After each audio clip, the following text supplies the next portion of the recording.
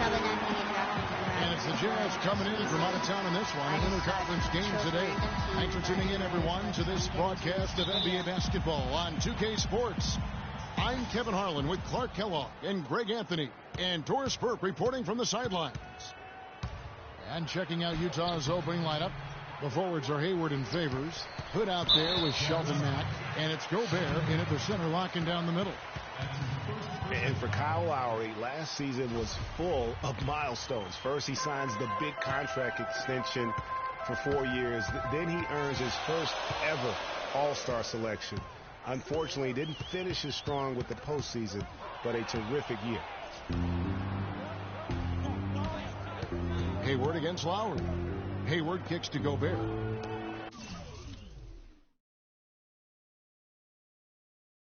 Don't think I'm cheating, but just to make sure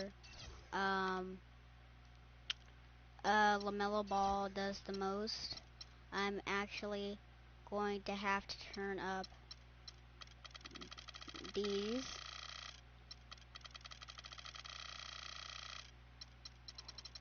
And I'm also going to have to upgrade dunking ability.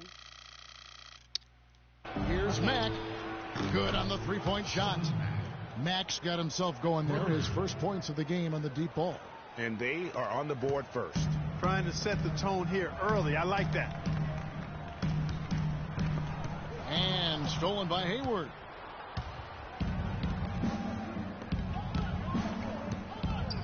And Favors kicks to Hood. Nice ball movement by Utah. Hayward goes in. Good on the shot. Defensively, that possession.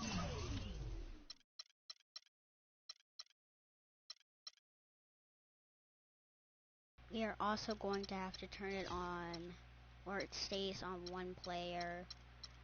So, I'm trying to, it would probably be off if I did find it.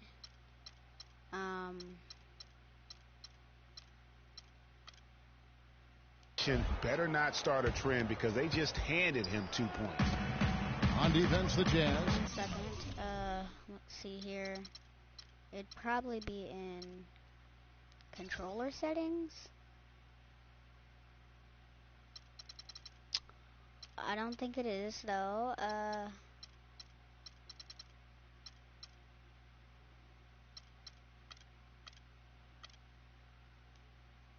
We'll now go to Doris Burke, who spoke with Quinn Snyder. Doris?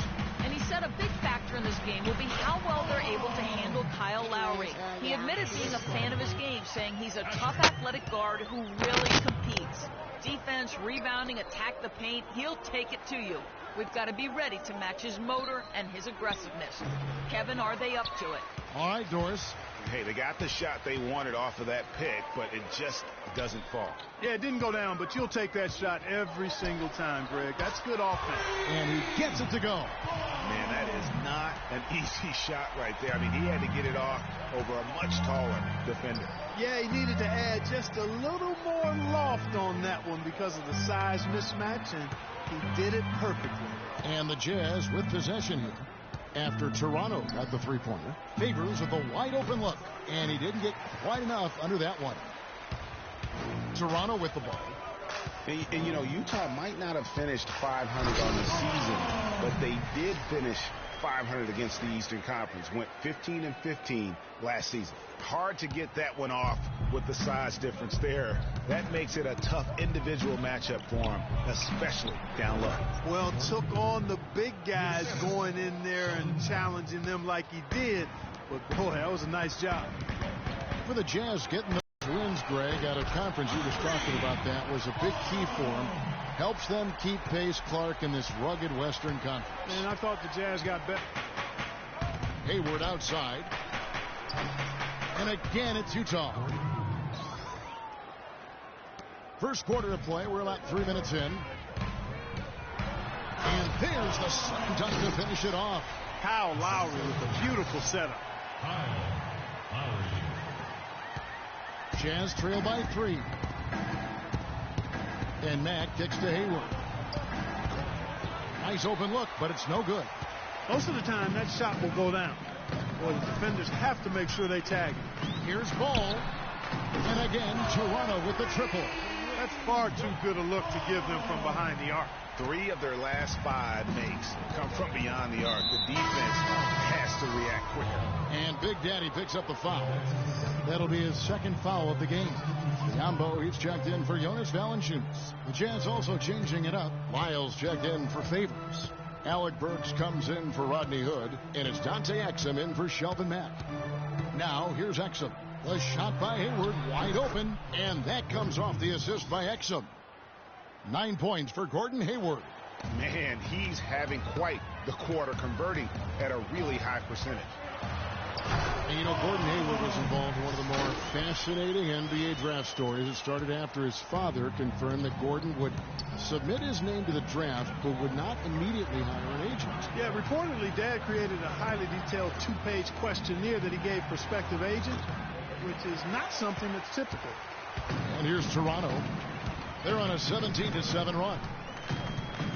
And Exum comes to help. Here's Ball. And the Raptors check on 2 more. I think it's pretty smart that he's been given the ball pretty much every time down the floor. Yeah, and when you're 8 for 8, I mean, I think that would also call for you to get more possessions, and he definitely has got it going right now. And out of bounds as Toronto gains possession. And some changes here for the Raptors. Damari Carroll's checked in for Big Daddy. And Corey Joseph subbed in for Kyle Lowry. Utah also making some changes. Booker, he's checked in for Rudy Gobert. And it's Joe Ingles in for Gordon Hayward. You know, I think he just wants to tinker with the game plan a little bit, and I think that's a wise timeout.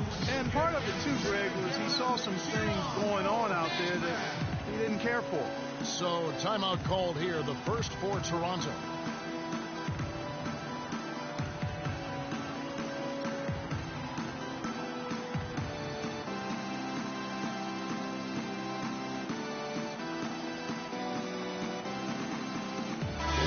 Checked in for Toronto. Lowry comes in for DeMar DeRozan. 1:19 left to play in the first quarter. Stolen by Exum. He misses the wide open layup. Raptors leading by 7. From deep. No good. Utah's gone 2 of 2 from 3-point range here in the first quarter. They get the rebound. Second chance shot. It's good, and he drew contact on the shot, so he will go to the line. A 3-point play chance here. And guys, what do you think about the offensive approach so far that we've seen for the Raptors? Boy, the 3-point shot has really been dropping for him early on. And the other thing, though, is their execution in terms of their ball movement has been flawless. Sets up a lot of easy scoring opportunities. Not sure what the D was doing there. Clearly a breakdown. You can ill afford to give a guy like him that good a look. This is to Booker. 27 seconds left to play here in the first. Lyles. Burks, the pass to Ingles. And Utah again with the bucket. Toronto with the ball. 3-point lead. Here's Big Daddy. 19 points in the game.